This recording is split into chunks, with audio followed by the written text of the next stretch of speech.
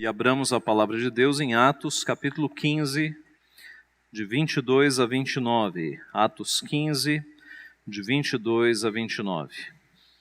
Então pareceu bem aos apóstolos e aos presbíteros com toda a igreja, tendo elegido homens dentre eles, enviá-los juntamente com Paulo e Barnabé a Antioquia.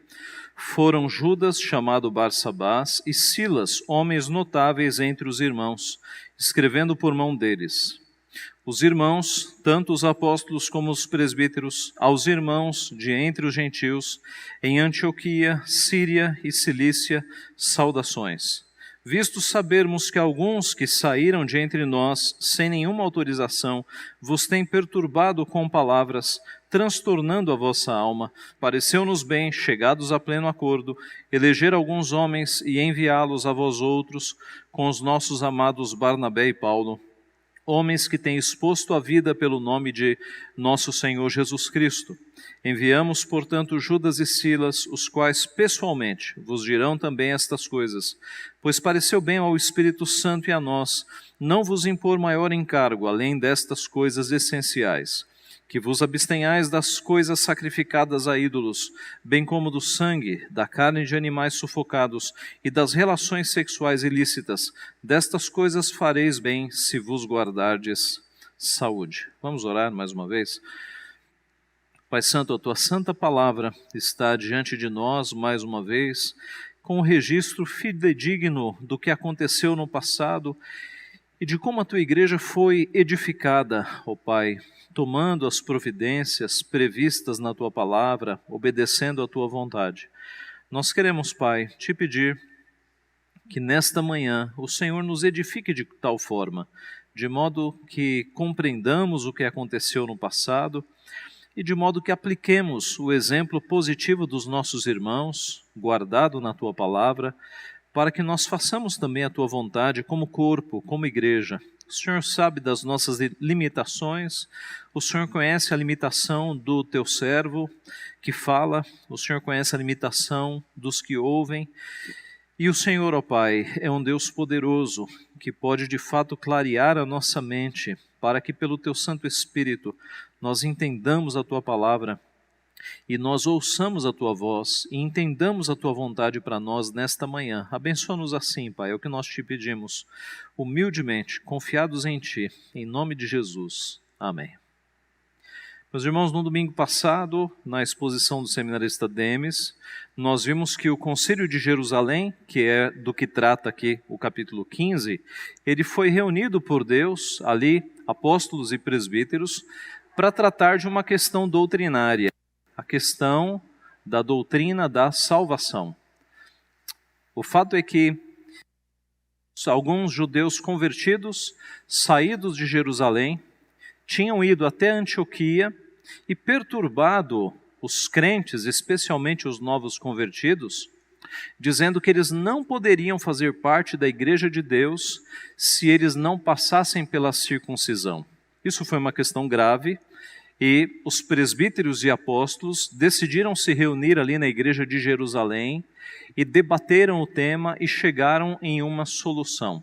E o trecho que nós temos aqui diante de nós nesta manhã nos mostra exatamente quais foram as providências tomadas depois que eles terminaram a reunião.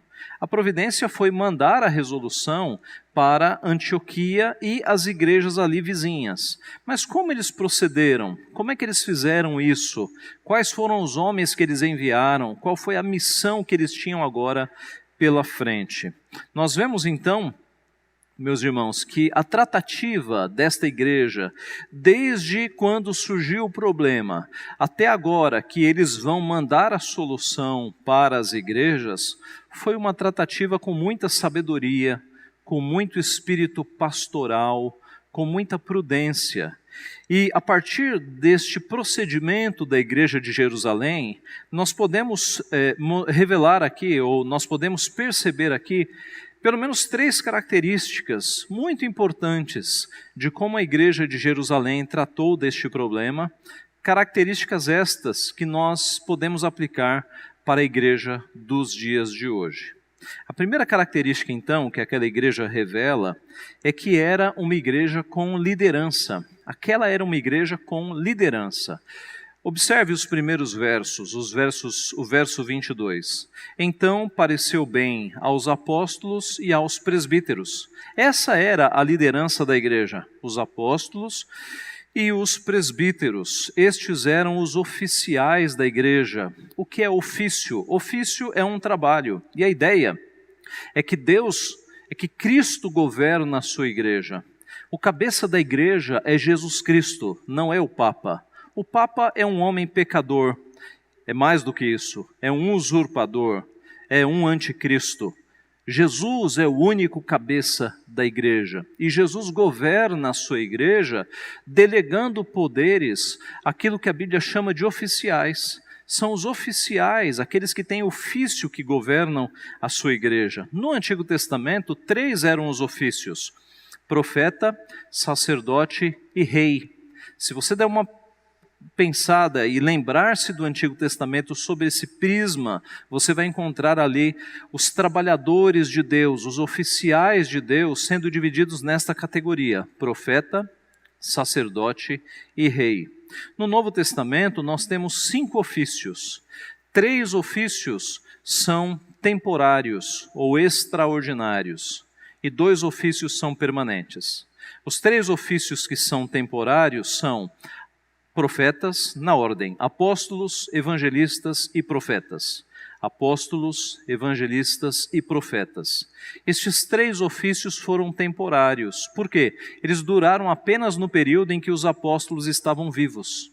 E os 2 ofícios permanentes são presbíteros e diáconos. Presbíteros e diáconos. Mas como é que nós sabemos que uns são temporários e os outros são permanentes? Porque nós temos no próprio Novo Testamento listas de qualificações apenas para 2 destes ofícios. A ideia é que os escritores bíblicos nos deixaram listas para que nós elegêssemos a partir dali presbíteros e diáconos. Mas nós não temos uma lista para eleger apóstolos, nem para eleger profetas e nem para eleger evangelistas, tá? Nós temos listas de qualificações para aqueles que serão eleitos presbíteros e diáconos. Por quê? Porque estes são os ofícios que perdurarão, e de fato perduraram e valem até os nossos dias. De forma que hoje nós não temos mais apóstolos, não temos mais profetas e nem evangelistas. Evangelista no sentido apostólico. O evangelista era um auxiliar de apóstolo que fazia milagres, que tinha dons extraordinários. Não tem a ver com os evangelistas de hoje. Então estes 3 ofícios ficaram lá no período apostólico: os profetas, os apóstolos e os evangelistas. Mas Cristo ordenou a sua igreja, e os apóstolos refletiram isso, de que a partir dali características deveriam acompanhar aqueles que seriam eleitos presbíteros e diáconos, e isso perdura até os nossos dias. As igrejas hoje têm presbíteros e diáconos. O pastor é um presbítero que ensina, é um presbítero docente. Assim, nós temos aqui no texto os apóstolos, ofício temporário ou extraordinário, e os presbíteros, ofício permanente ou ordinário, decidindo esta questão doutrinária, e não apenas decidindo a questão, mas tomando todos os encaminhamentos para que as igrejas sejam pastoreadas, para que as igrejas recebam esta decisão. Por que eu estou frisando nesse assunto, meus irmãos, de que uma igreja tem que ter liderança? Porque hoje há um discurso muito equivocado, e você escuta ele especialmente nas redes sociais, de que essa história de igreja com liderança, isso é coisa do passado, de que todo crente pode batizar, todo crente pode servir a ceia, todo crente pode governar a igreja. Não é isso que o Novo Testamento nos revela. O Novo Testamento nos mostra que Deus estabeleceu presbíteros e diáconos para governar a sua igreja, e que algumas funções como sacramentos, governo da igreja e ensino são especialmente atribuídas aos oficiais da igreja. Por quê? Porque eles têm que ter características especiais. Não é qualquer pessoa que pode ser presbítero de uma igreja. Ele tem que ter um nível de piedade descrito nas Escrituras, tem que ter características descritas na Escritura, e a igreja tem que reconhecer essas características nele e confirmar o chamado de Deus a partir do voto. A igreja, iluminada pelo Santo Espírito, escolhe aqueles nos quais ela vê são homens de Deus, são homens que têm andado com Cristo. Estes são os presbíteros. Então essa história de que a igreja não tem que ter liderança, de que qualquer um pode exercer qualquer coisa, não está de acordo com o ensino do Novo Testamento. O argumento que alguns dão é o sacerdócio universal dos crentes. Ah, pastor, todos hoje somos sacerdotes. Sim, o sacerdócio universal dos crentes é a doutrina que nos ensina que nós não precisamos mais de homens intermediários para nos achegarmos a Deus. No Antigo Testamento, para você achegar-se a Deus, você precisava de um sacerdote. Alguém que recebia a tua oferta e a encaminhava a Deus. Estes eram os sacerdotes. Cristo morreu. O véu do templo foi rasgado de cima a baixo, e aquela divisão que havia, o Santo dos Santos, que fazia essa divisão entre Deus e homens, deixou de existir. E de forma que, de fato, hoje todos nós somos sacerdotes. O único intermediário que há entre nós e Deus Pai é Jesus Cristo, o nosso mediador. É por isso que nas orações nós terminamos a oração dizendo, em nome de Jesus. Porque tudo que nós oramos tem que estar de acordo com a vontade de Jesus. E Jesus é o nosso intermediário, Jesus é o nosso mediador.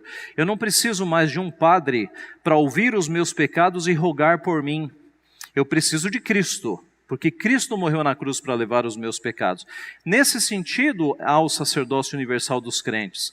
Mas o sacerdócio universal dos crentes não tem a ver com ofícios. Dizendo de outra forma, o mesmo homem que escreveu, o mesmo Pedro que escreveu, que agora nós somos raça eleita, sacerdócio real, que é um dos versículos que compõe a ideia do sacerdócio universal dos crentes, escreveu: rogo aos presbíteros que há entre vós, eu presbítero como eles, e testemunha dos sofrimentos de Cristo, e ainda coparticipante da glória que há de ser revelada, pastoreai o rebanho de Deus que há entre vós, não por constrangimento, mas espontaneamente, como Deus quer, nem por sorte da ganância, mas de boa vontade, nem como dominadores dos que vos foram confiados, antes tornando-vos modelos do rebanho. Ora, logo que o Supremo Pastor se manifestar, recebereis a imarcessível coroa da glória. Os irmãos estão percebendo? O mesmo Pedro que escreveu que nós somos sacerdócio real, ele escreveu: eu, presbítero, estou dizendo para vocês, presbíteros, pastoreiem o rebanho de Deus. O mesmo João que escreveu no Apocalipse que Deus nos constituiu reino, sacerdotes para o seu Deus e Pai, Apocalipse 1:6, ele se identificou como presbítero na segunda epístola que ele escreveu, em 2 João, versículo 1, e em 3 João, versículo 1. Então observe, a doutrina do sacerdócio universal dos crentes não anula a doutrina dos ofícios. Foi Cristo quem estabeleceu que presbíteros e diáconos liderariam e governariam a igreja. Então, esta é uma igreja com liderança, uma liderança estipulada por Cristo, aprovada por Deus Pai. Mas o versículo, na sequência do verso 22, nós temos: pareceu bem aos apóstolos e aos presbíteros com toda a igreja. Então você observe que não havia uma liderança apenas de apóstolos e presbíteros, mas com toda a igreja. Note que há um equilíbrio de poder aqui na igreja, como é nos nossos dias, como é, por exemplo, na igreja presbiteriana. A igreja presbiteriana e as igrejas reformadas, de uma forma geral, têm os seus presbíteros para governar a igreja, mas estes presbíteros não são designados por um bispo. Esses presbíteros são eleitos pela igreja, pela assembleia. E há questões dentro da vida da igreja que os presbíteros não decidem sozinhos. Eles convocam a assembleia para que toda a igreja tenha participação. Este é o governo bíblico, é o que nós estamos vendo aqui. Os apóstolos, os presbíteros, com toda a igreja. Este é o primeiro ponto. Esta igreja de Jerusalém era uma igreja com liderança bíblica. E quais são algumas aplicações para nós hoje? Primeira, nós temos que prestar bastante atenção no momento em que nós vamos eleger oficiais, presbíteros e diáconos. Algumas igrejas escolhem errado. Algumas igrejas têm a tendência de eleger para a liderança homens que são empresários, que são bem-sucedidos no mundo secular, mas a Bíblia nos mostra quais são os homens que podem ser eleitos presbíteros ou diáconos. A Bíblia tem todas as descrições em 1 Timóteo capítulo 3, 1 Timóteo capítulo 3 e Tito capítulo 1. Nós temos ali todas as qualificações, os traços e o perfil de um homem que pode ser usado por Deus como presbítero e como diácono. Então, a igreja tem que tomar cuidado, tem que ser submissa à palavra para escolher os homens que de fato a Bíblia está mostrando que são homens qualificados para exercer este tipo de ofício na igreja. Uma segunda aplicação é que nós temos que reconhecer que os oficiais são chamados por Deus para pastorear a igreja. Nós temos que perceber que esta é uma designação do próprio Senhor Jesus Cristo. Nós vivemos tempos de insubmissão, de desrespeito. E, meus irmãos, a igreja tem que compreender que se Deus levantou estes homens para serem pastores da igreja, a igreja tem que se submeter e tem que olhar para estes homens como seus pais espirituais, como seus guias espirituais, e tem que considerá-los como homens de Deus. E não devem ter um espírito de revolta, de insubmissão, de facção dentro do povo de Deus. Nós devemos nos lembrar de Hebreus 13, 17. Obedecei aos vossos guias e sede submissos para com eles, pois velam por vossa alma, como quem deve prestar contas, para que façam isto com alegria e não gemendo. Com alegria e não gemendo. Então, meus irmãos, na posição de membros de uma igreja, nós devemos orar pelos líderes, orar pelos oficiais, nos submetermos a esses oficiais. A partir do momento que os oficiais ou que algum oficial fuja da palavra de Deus, ele não merece obediência. Nós devemos obedecer às pessoas enquanto elas estiverem na palavra. Mas até que isso não ocorra, nós devemos respeitar e nos submeter àqueles que nos lideram espiritualmente, porque estes têm grande peso, eles serão cobrados por Deus. Deus pedirá contas de todas as suas ovelhas, aqueles a quem Ele delegou o pastoreio aqui na terra. Mas, além de ser uma igreja com liderança bíblica, aquela igreja era uma igreja com zelo pelo ensino. Era uma igreja com zelo pelo ensino. Observe a sequência do texto. Então pareceu bem aos apóstolos e aos presbíteros, com toda a igreja, tendo elegido homens dentre eles, enviá-los juntamente com Paulo e Barnabé a Antioquia. Foram Judas, chamado Barsabás, e Silas, homens notáveis entre os irmãos. Judas Barsabás, que aparece aqui, era um homem notável, era um homem reconhecido como homem de Deus dentro da igreja. A igreja o via como um homem fiel a Deus e era um profeta. Lembra-se do ofício de profeta no Novo Testamento? Veja o verso 32. Veja o verso 32, que nós não lemos. Judas e Silas, que eram também profetas, consolaram os irmãos com muitos conselhos e os fortaleceram. Então, tanto Judas quanto Silas eram profetas do Novo Testamento. Isso ficará mais claro daqui a pouco. Silas é uma forma abreviada de Silvano. Então, quando aparece Silvano no Novo Testamento, é a mesma pessoa, tá? Silas é uma abreviação. Ele também era um homem notável, reconhecido como homem de Deus, também era profeta, como nós falamos. Ele era cidadão romano, como nos mostra o capítulo 16, verso 37. Ele era um pregador, né? Ele é listado entre os pregadores do Novo Testamento, lá em 2 Coríntios 1, 19. E ele era escritor, porque ele auxiliou Pedro na composição da primeira epístola de Pedro. Isso está lá em 1 Pedro 5, 12. Silas, além disso tudo, ele acompanhou Paulo na sua segunda viagem missionária. Então observe, tanto Judas Barsabás, que não tem nada a ver com Judas Iscariotes, você se lembra que nesse momento nem vivo ele está mais, não é? Judas Barsabás e Silas ou Silvano eram homens que estavam trabalhando ali com toda a dedicação dentro da igreja primitiva. E o que nós temos aqui, meus irmãos? Estes homens, Judas e Silas, foram eleitos pela Assembleia, foram escolhidos pela Assembleia para acompanhar Paulo e Barnabé para irem até Antioquia levar esta mensagem. Eu não sei se você reparou, mas a mensagem que está registrada aqui é curtíssima, é bastante curta, né? A mensagem qual é? Veja aí no verso de número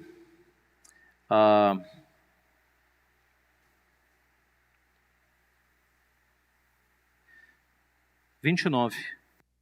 Na verdade, não, a carta começa aqui no 23. Escrevendo por mãos deles 2 pontos. Aí aqui começa a carta. Os irmãos, tanto os apóstolos, tal, verso 24, verso 25, e vai até o 29. Era uma mensagem curta. Por que estes 4 homens foram enviados para levar esta mensagem? Não era uma questão só de correio, né, de levar a mensagem. Porque um homem poderia levar esta carta. A questão é que os apóstolos e os presbíteros entenderam que era uma resolução curta que deveria ser explicada, que deveria ser ensinada, que se surgissem perguntas, estes 4 homens estariam ali para responder as perguntas. Os irmãos estão percebendo o cuidado pastoral? Eles podiam pegar essa mensagem, essa resolução e dizer, cumpra-se, alguém leve lá e mande eles cumprirem. Não foi assim. Eles escolheram 4 homens piedosos, aliás, 2 eram profetas, e o profeta no Novo Testamento é aquele que ensina, aquele que tem o dom do ensino e do consolo e da exortação. Eles escolheram 4 homens para levar aquela resolução e explicar aquela resolução, e falar de como foi o debate, e qual era o espírito que estava por trás da letra. Zelo e cuidado pastoral, zelo pelo ensino. O ensino, meus irmãos, não é uma coisa que você diz, olha, igreja, obedeça, cumpra-se isso daqui. Não, tem que ser falado com carinho, com prudência, resolvidas e explicadas as dúvidas.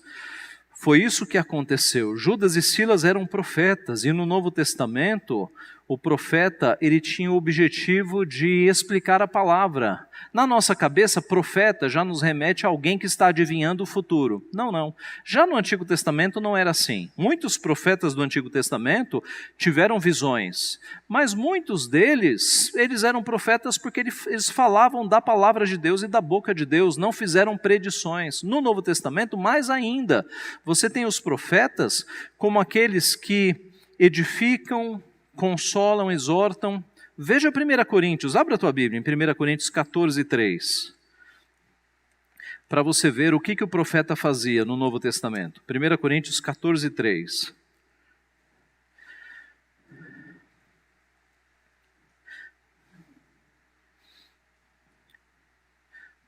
Coríntios 14, 3. Mas o que profetiza fala aos homens, edificando, exortando e consolando. Olha o que o profeta do Novo Testamento fazia. Ele falava a homens, edificando, exortando e consolando. Então, por isso que 2 profetas foram escolhidos dentre a igreja, para junto com Paulo e Barnabé, irem até Antioquia, levar a resolução e ensinar o povo, e dar as razões, e explicar o que tinha acontecido, e pastorear ali o povo. A tarefa desses homens era criar uma harmonia entre os crentes judeus e os gentios. Você se lembra que tudo começou com essa desarmonia, com essa divisão? Os judeus que estavam ali não eram inimigos do evangelho, os judeus que estavam ali eram novos convertidos. Dentro da igreja havia um racha. Os judeus que achavam que tinha que ter circuncisão e os gentios que não foram ensinados desta forma. Então a missão desses 4 homens agora é chegar em Antioquia e resolver o conflito. Qual seria a reação dos judeus que estavam em Antioquia recebendo uma simples resolução dizendo: vocês estão errados? Tudo tinha que ser, meus irmãos, pastoreado. Era uma questão de busca da unidade. Essa questão tinha que ser resolvida ali, e por isso 4 homens foram enviados para explicar, para fazer com que a igreja não ficasse dividida, mas para que judeus e gentios conseguissem conviver juntos na mesma fé. É por isso que eles foram designados para lá. Da mesma forma que esta igreja de Jerusalém, meus irmãos, nós devemos ser uma igreja preocupada com o ensino fiel da palavra. Eles se preocuparam com o ensino. Eles não mandaram a resolução pelo correio com o recado de cumpra-se. Eles se preocuparam em ensinar. Eles se preocuparam em ir até lá e ensinar exatamente como eles deveriam fazer e como eles deveriam seguir. Nós devemos nos preocupar também com o ensino fiel da palavra. Como crentes individuais, pedras deste grande edifício que é a Igreja de Cristo, nós temos que nos preocupar em conhecer a palavra.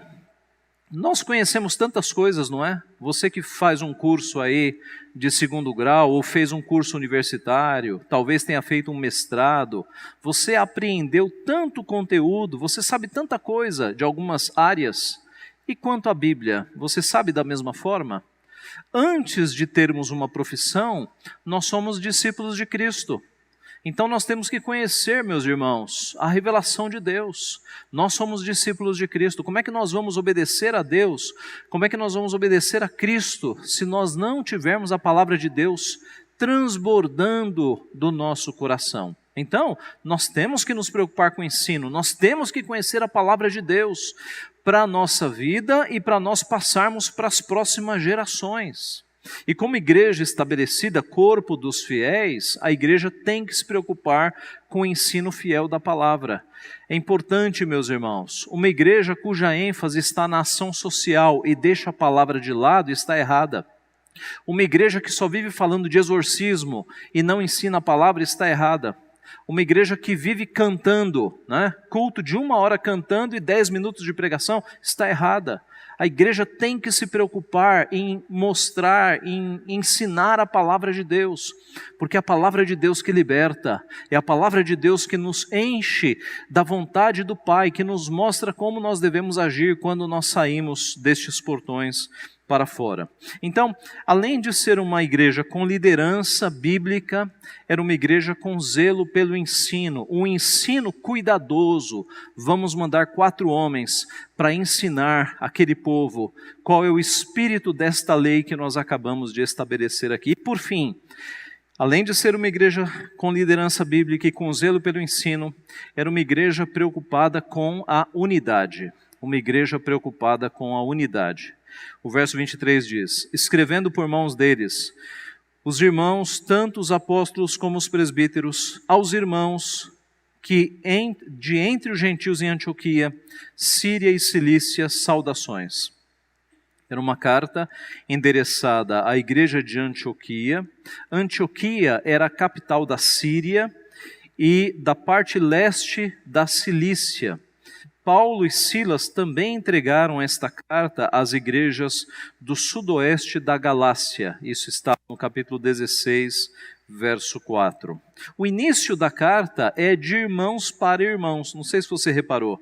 Os irmãos, tanto os apóstolos como os presbíteros, aos irmãos. Então era uma carta de irmãos para irmãos. Né?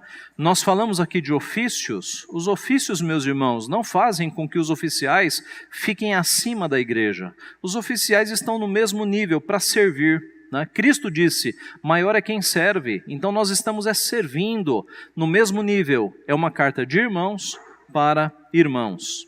E eles continuam, visto sabermos que alguns saíram de entre nós, lá de Jerusalém, sem nenhuma autorização, vos têm perturbado com palavras. O que aconteceu aqui? Novos convertidos saíram de Jerusalém e foram até Antioquia para colocar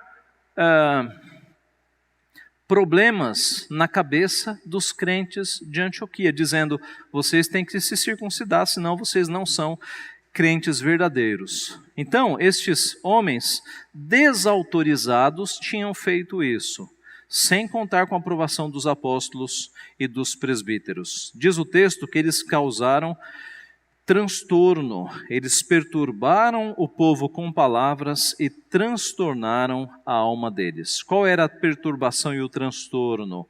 Ora, nós já falamos, né? Eles queriam exigir dos gentios que os gentios passassem pela circuncisão. O que foi acertado aqui no Concílio de Jerusalém é que a circuncisão não era obrigação mais de gentio algum, nem de judeus. E isso, meus irmãos, porque a circuncisão envolvia sangue, e o sangue ficou na antiga aliança. A partir do momento que Cristo morreu na cruz, a última gota de sangue foi derramada. Esses sacrifícios que envolviam sangue ficaram na antiga aliança, os chamados sacrifícios cruentos. Então, vamos comparar aqui. A Páscoa foi ressignificada por Cristo para a ceia. Tá? Na Páscoa tinha sangue, um cordeiro era morto. Na ceia não tem mais sangue, é pão e vinho. O batismo é o equivalente da circuncisão. Paulo mostra isso nas suas cartas. Na circuncisão havia sangue, no batismo não tem mais sangue. Por que em Atos 15, no Concílio de Jerusalém, eles deixaram de lado, eles mostraram que a circuncisão não tem mais valor? Porque o batismo cumpre essa função. A circuncisão era para a entrada no povo de Deus. O batismo hoje, sem sangue, é para a entrada no povo de Deus. O rito do Antigo Testamento era limitado também. A circuncisão atingia apenas os do sexo masculino. As mulheres entravam por representação. O batismo é maior. O batismo é mais envolvente. Homens e mulheres são batizados e agora entram dentro do povo de Deus. Então, o Concílio de Jerusalém está dizendo, não precisamos mais de circuncisão. O batismo cumpre esta função de integrar os fiéis dentro do povo de Deus. O fato é, meus irmãos, que esses judaizantes que estavam perturbando ali em Antioquia, eles foram para a Galácia. Não sabemos se os mesmos, talvez não, mas houve esse tipo de perturbação na Galácia também. 7 anos depois, Paulo escreve a carta aos Gálatas, tratando do mesmo problema. Parece que lá na Galácia, na Galácia havia também judaizantes insistindo nesta prática. É por isso que no começo da carta de Paulo aos Gálatas ele escreve: admira-me que estejais passando tão depressa daquele que vos chamou na graça de Cristo para outro evangelho, o qual não é outro, senão que há alguns que vos perturbam e querem perverter o evangelho de Cristo. Você deve ter observado que na carta que foi mandada existe a palavra perturbar. Estes vos têm perturbado com palavras. E Paulo, quando escreve a carta aos Gálatas, usa o mesmo verbo. Estes estão perturbando, né? Alguns entre vós que vos perturbam e querem perverter o evangelho de Cristo. O verso 25 nos diz: pareceu-nos bem, chegados a pleno acordo, eleger alguns homens e enviá-los a vós outros com os nossos amados Paulo e Barnabé, homens que têm exposto a vida pelo nome de nosso Senhor Jesus Cristo. Enviamos, portanto, Judas e Silas, os quais pessoalmente vos dirão também estas coisas. Parece que Paulo e Barnabé não eram tão conhecidos de Antioquia, eles precisam de uma apresentação, homens que têm exposto a sua vida pelo nome de nosso Senhor Jesus Cristo. Judas e Silas estariam juntos explicando a resolução aos crentes de Antioquia. Pois pareceu bem ao Espírito Santo e a nós não vos impor maior encargo além destas coisas essenciais. Em outras palavras, pareceu bem a nós, iluminados pelo Espírito Santo, que vocês não precisam de circuncisão. A resolução vai tratar de 4 coisas e a circuncisão não é citada. Então, em outras palavras, nós resolvemos que a circuncisão não é necessária e nós pedimos que vocês tomem 4 cuidados nesta convivência entre judeus e gentios. Meus irmãos, os judeus eram muito diferentes dos gentios. Os judeus não comiam carne, não comiam um monte de tipo de carne. Os judeus não comiam carne com sangue. O sangue tinha que ficar escorrendo. Se você matasse uma galinha, não podia ser destroncada. Você tinha que cortar o pescoço e deixar a galinha ali sangrando até que todo o sangue saísse da galinha. Estão percebendo? Os judeus tinham alguns hábitos que vieram do Pentateuco, mas que em Cristo eles morreram. Quando você lê o Pentateuco, você tem diversas leis dietéticas, leis de alimentação. Não pode comer carne de porco, não pode comer carne de rã, por exemplo, como alguns comem. Um monte de tipos de carne eram proibidos. Não podia comer carne mal passada, carne com sangue. Havia uma série de regras alimentícias e dietéticas que não poderiam ser quebradas de forma alguma. Isso em Cristo acaba. Acaba quando? Você se lembra quando Pedro estava para ir na casa de Cornélio e Deus mandou uma visão? E na visão, um lençol cheio de animais que um judeu nunca tinha comido na vida. E aí Pedro falou, eu não posso comer esses animais. E Deus falou, não considere impuro aquilo que Deus criou. Cai as leis dietéticas, meus irmãos, no Novo Testamento. Hoje você pode comer carne de porco, você pode comer carne mal passada. Essas questões dietéticas ficaram no passado. Por quê? Levítico capítulo 17. Deus estabeleceu que, como o sangue era o objeto da expiação dos pecados, o povo não poderia comer sangue. Seria um desrespeito, uma profanação para com um elemento que era justamente o elemento purificador de pecados. Era um respeito para com o sacrifício. Se tornaria muito banal se eu oferecesse um sacrifício baseado em sangue, porque sem derramamento de sangue não há remissão de pecados, e chegasse na minha casa e comesse um pedação de carne cheio de sangue. Deus separou as coisas totalmente. E a partir do momento que o sistema sacrificial caiu, porque Cristo foi o Cordeiro de Deus que tirou o pecado do mundo, e agora nós não precisamos mais de sacrifícios, caíram também as regras alimentares. Tá? Essa é a ideia. Mas em Antioquia, em várias igrejas, você tinha gentios e judeus convivendo juntos. E esses judeus que foram ensinados a vida inteira a não comer sangue, agora eles iam ter dificuldades em sentar na mesma mesa de um gentio e ver o gentio lá comendo uma carne com sangue. Então, o Concílio de Jerusalém foi para criar leis pacificadoras, leis de convivência, para que estes irmãos se sentassem na mesma mesa sem dificuldades e sem problemas. São 4 leis. 3 delas têm a ver com comida e uma delas não tem a ver com comida. Essas 3 que têm a ver com comida são leis pacificadoras que duraram enquanto judeus e gentios estavam sentados numa mesma igreja, numa mesma mesa. Na medida em que as igrejas gentílicas, as igrejas dos gentios, começaram a ter uma predominância de gentios e os judeus começaram a sair, porque era uma questão circunstancial, né?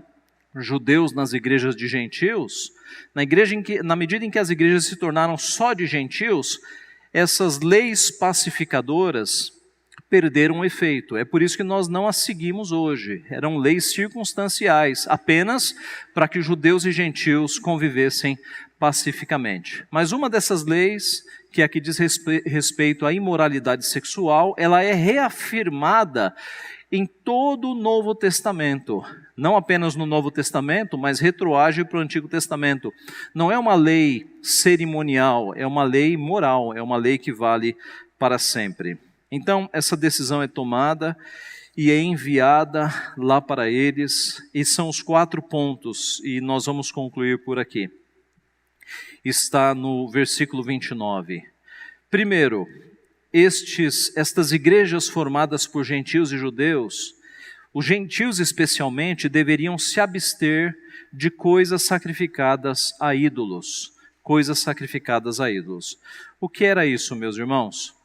Nas cidades dos gentios, em que havia muito paganismo, em que havia sacrifícios de animais para divindades, para deuses imaginários, a carne desses animais que sobrava ia para o mercado e era comercializada. De forma que se você vivesse numa cidade assim, a carne que você comprava no açougue, você tinha certeza que ela tinha feito parte de um ritual pagão. Então, aqui em Atos 15, os apóstolos estão dizendo: gentios, não comam essas carnes que foram sacrificadas a ídolos. Na convivência com os judeus, se abstenham dessas carnes. Comam outra coisa, porque nem toda a carne passava por esse processo. O apóstolo Paulo vai tratar melhor deste tema em Romanos 14, 1 Coríntios 8 e 1 Coríntios 10. E lá ele vai dizer o seguinte, agora não apenas para essas igrejas, mas vai dizer para a igreja de uma forma geral, de todos os tempos. Ele vai estabelecer a regra, ele vai dizer o seguinte: é certo que não existem outros deuses, só existe um Deus, e tudo que é recebido com ação de graças pode ser aceito. Então, crentes, e agora vale para nós, se comer carne escandaliza o teu irmão, você não vai comer carne, mas você pode comer carne. É a lei do amor. Se eu vou comer algo e o meu irmão vai se escandalizar, eu não como aquilo por respeito à consciência mais fraca. Eu como em casa. Isso se aplica a uma série de outras coisas, inclusive a alguns tipos de bebida. Tá? Se eu sou livre para comer tudo o que se oferece e para beber dependendo da bebida, né? Qualquer hora a gente especifica mais. Mas o ponto é o seguinte: essa minha liberdade não pode servir de tropeço ao meu irmão. Se o meu irmão se escandaliza em que eu coma ou que eu beba alguma coisa, por amor à consciência dele, eu não devo beber. Este é o ponto que Paulo vai estabelecer mais à frente. Agora aqui, voltando no passado, Atos capítulo 15, o estabelecido é que na convivência, na mesma mesa com os judeus, eles não devem comer esse tipo de carne. Segundo, eles devem se abster de comida com sangue, nós já falamos sobre isso. O judeu não comia comida com sangue de jeito nenhum. Então os gentios, por amor à consciência dos judeus, quando eles comessem junto, eles não deveriam comer sangue por amor à consciência dos judeus. Terceiro, eles devem se abster da carne de animais sufocados ou estrangulados. Levítico 17 de novo. Eu não poderia assar um animal com sangue dentro. Eu precisaria cortar e tirar todo o sangue. Então aqui na convivência entre judeus e gentios, o Conselho de Jerusalém está dizendo: entendam os judeus nisso. Não comam essas coisas na frente deles. E por fim, o quarto, eles deveriam se abster de toda imoralidade sexual. Isso aqui é muito claro para nós, não é? Mas o ponto é o seguinte: naquelas cidades de gentios, em muitas cidades a poligamia era permitida. Era uma questão cultural, o homem tinha 2, 3, 4 esposas. E na medida em que o evangelho chega nessas cidades, começa a transformar os comportamentos. E o Conselho de Jerusalém está dizendo para os crentes dessas cidades: vocês cuidem dos seus relacionamentos. Não pode poligamia, tem que ser uma mulher só. Então vocês tratem disso. Meus irmãos, a coisa não é tão simples. Não adianta você chegar numa cultura em que há poligamia e apenas falar o seguinte: olha, você só pode ter uma esposa. E aí o indivíduo vai lá e mata as outras 3, né, para ficar só com uma. Está vendo como a coisa não pode ser simplificada assim? Então, havia que se ter esse cuidado. É por isso que nas cartas, Paulo diz que para ser oficial da igreja, é preciso ser marido de uma só esposa. Por que ele está dizendo isso? Porque havia crentes que haviam se convertido e não haviam matado as outras 3. Eles continuavam lá com as suas 3, 4 esposas. Era um processo de santificação, meus irmãos. Mas para ser oficial, tem que dar exemplo, tem que ser marido de uma só mulher. É por isso que tem essa observação lá nas qualificações para ser presbítero. E aqui eles estão lidando com isso. Gentios, agora que vocês vão sentar e conviver com judeus, arrumem a vida de vocês. São relações sexuais ordenadas pela palavra, monogamia, apenas uma esposa.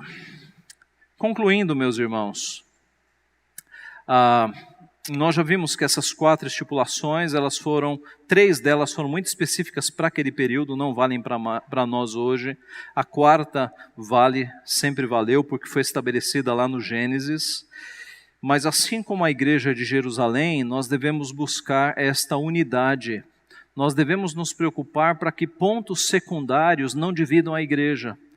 Hoje está cheio de igrejas se dividindo por aí, porque metade da igreja gosta da mesa de madeira e a outra metade não gosta. Então vamos criar uma igreja da mesa de pedra. A igreja presbiteriana, mesa de pedra.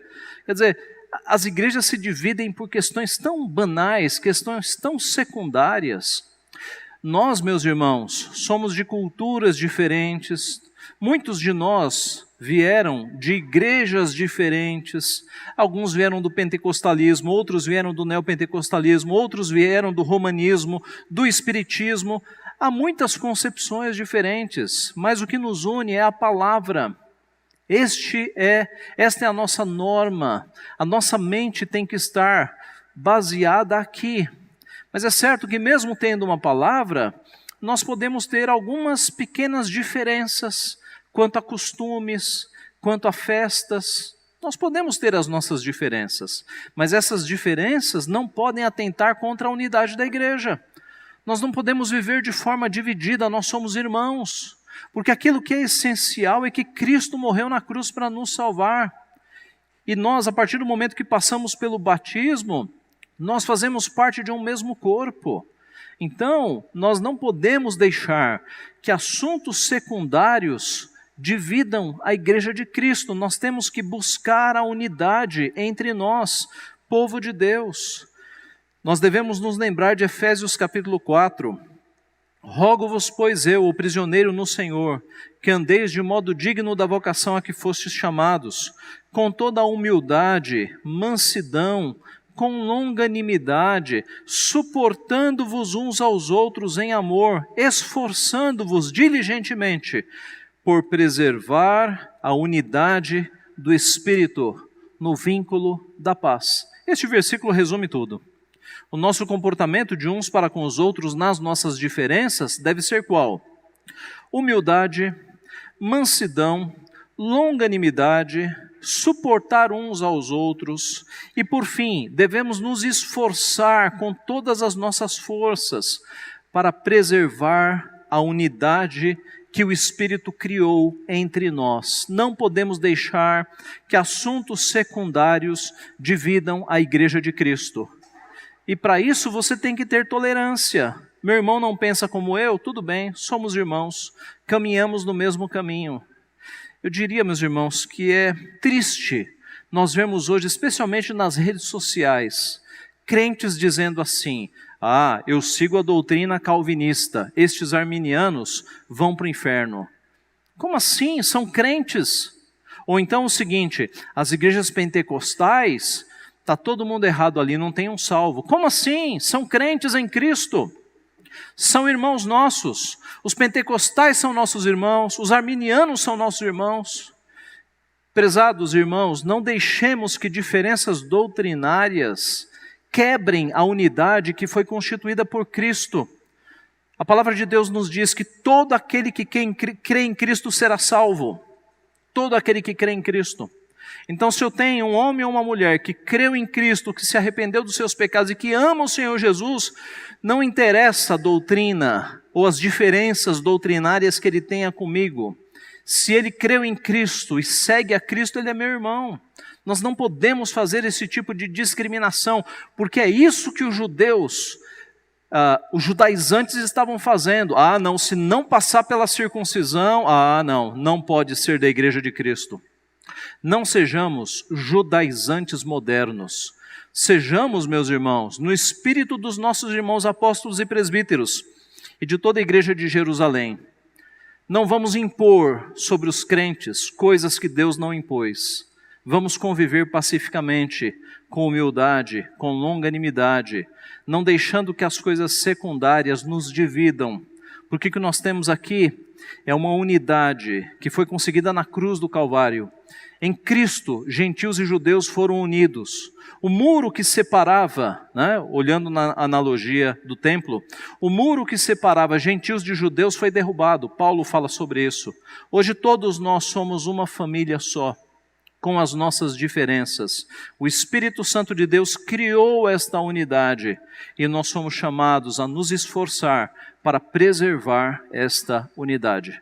Que seja assim entre nós, meus irmãos, que nós sejamos a exemplo da igreja de Jerusalém, uma igreja com liderança bíblica, uma igreja com um ensino cuidadoso da palavra e uma igreja que busca a unidade, que não deixa que coisas pequenas nos dividam. Que Deus nos abençoe. Amém.